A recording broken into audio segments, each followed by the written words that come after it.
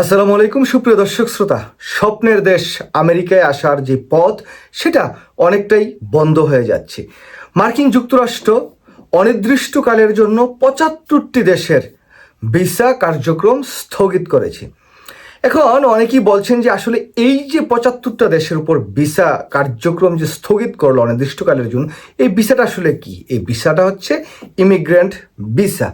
এর আগে আরেকটি কার্যক্রম মার্কিন যুক্তরাষ্ট্রের পক্ষ থেকে হাতে নেওয়া হয়েছিল যে ৩৫টি দেশের উপর ভিসা বন্ড আরোপ করা হয়েছে, যে জায়গায় ৫,০০০, ১০,০০০ অথবা $১৫,০০০ পর্যন্ত এই যে ভিসা বন্ড দিয়ে আবেদন করতে পারবেন তিনি মার্কিন যুক্তরাষ্ট্রে আসবেন বা অন্যান্য যে কোনো বিষয়ে আসবেন।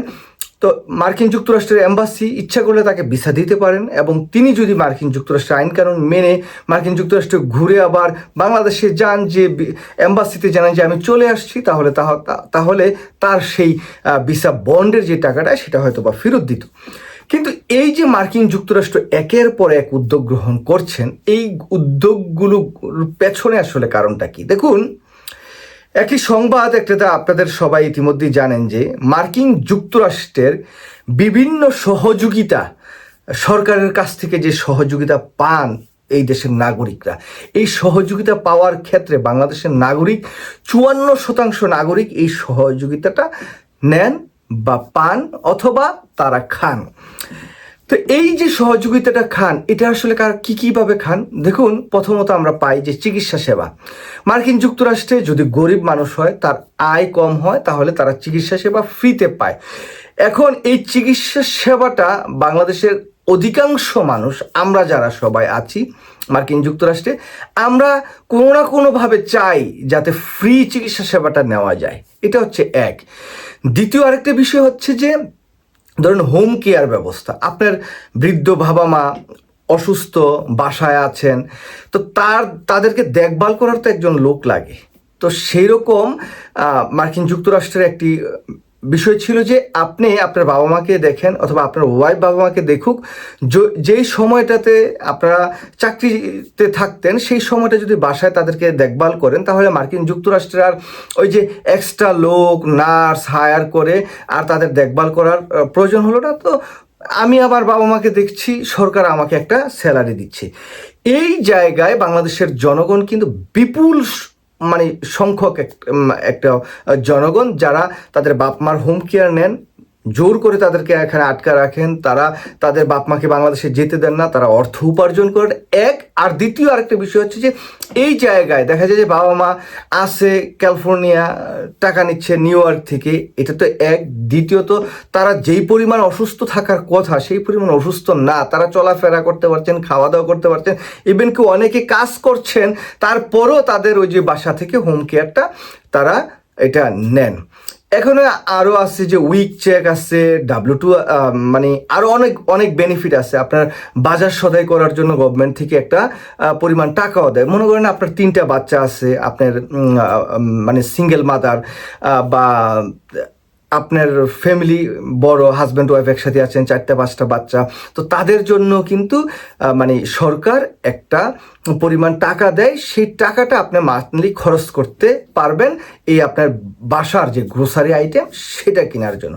এখন বাঙালিরা, অধিকাংশ বাঙালি দেখা যায় যে তারা ভালো চাকরি করতেছেন, তারা ট্যাক্সি চালাচ্ছেন, উবার করছেন, তাদের ইনকাম অনেক ভালো, কিন্তু তারা বছর শেষে যে ট্যাক্স ফাইলটা করেন সেই ট্যাক্স ফাইলটা করে একটা লো ইনকাম ট্যাক্স ফাইল করে গভর্নমেন্ট থেকে এই টাকাটা নেন।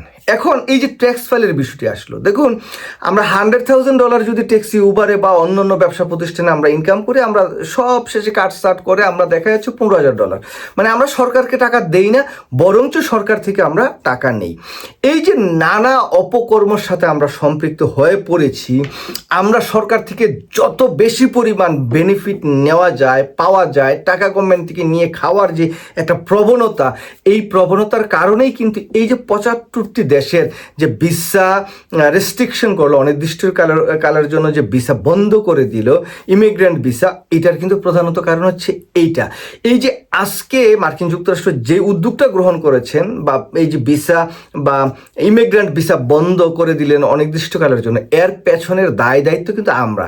অনেকে হয়তো মনে করতে পারেন এই দেখো ডক্টর মোহাম্মদ ইউনূস বেটা আসছে, এই বেটার জন্য কিচ্ছু করতে পারে নাই, মার্কিন যুক্তরাষ্ট্র আমাদের ভিসা বন্ধ করে দিয়েছে, এরকম ভাববার কোনো কারণ নেই।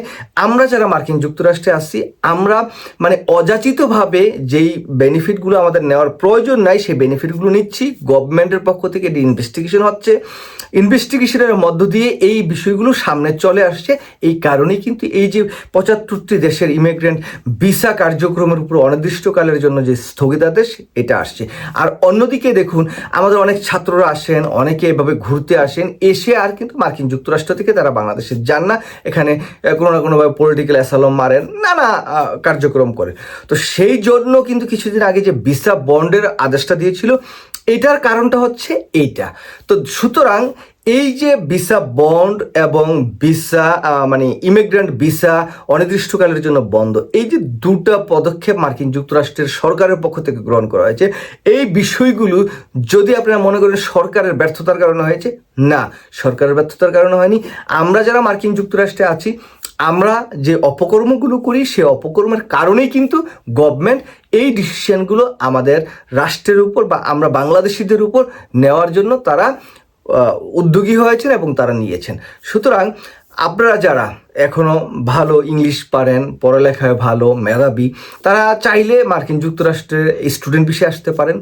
এখানে আপনাদের পড়ালেখা করতে হবে। আবার আরেকটা কথা বলি এই জায়গায়, অনেক স্টুডেন্ট বিষয় নিয়ে মার্কিন যুক্তরাষ্ট্রে আসেন, এসে কিন্তু আর স্টুডেন্ট থাকেন না, তারা আসেন বাইরের কোনো স্টেটে, তারা পরবর্তীতে ওই যে তাদের ক্রেডিট ট্রান্সফার করে এমন একটা আনারি ইউনিভার্সিটিতে যান, এক ক্রেডিট পড়ালেখা করেন বা এক সেমিস্টার পড়ালেখা করেন, তারপরের সেমিস্টারে আর তিনি ইউনিভার্সিটিতে যান না, কোনো না কোনোভাবে তিনি তার এই স্টুডেন্ট যেই শিপ সেটা বাঁচায় রাখেন আর কি।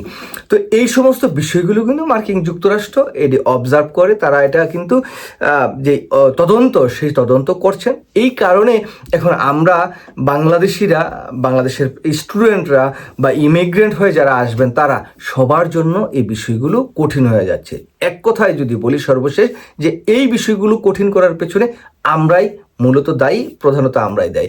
সুতরাং স্বপ্নের দেশ আমেরিকায় যারা স্বপ্ন দেখেন এখানে আসবেন, এখানে এসে তাদের ব্রাইট ফিউচার করবেন, সেই ব্রাইট ফিউচারের পেছনে এই যে আপনাদের মতো আমরা ব্রাইট ফিউচার দেখে এই মার্কিন যুক্তরাষ্ট্রে এসে কিছু আকাম কুকাম করেছি, এই জন্য হয়তো আমাদের অনাগত ভবিষ্যতের অনেকের যে ব্রাইট ফিউচার বা যে চিন্তা ছিল স্বপ্নের দেশে আমেরিকায় আসবো, সেই জায়গাটি আমরা দিনে দিনে মানে একেবারে ছোট করে নিয়ে আসছি। এখন সেটারই ফল হচ্ছে এই যে ইমিগ্রেন্ট ভিসা অনির্দিষ্টকালের জন্য বন্ধ এবং ভিসা বন্ড, এটা আর অন্য কিছু নয়। সবাই ভালো থাকবেন। আল্লাহ হাফেজ। আসসালামু আলাইকুম।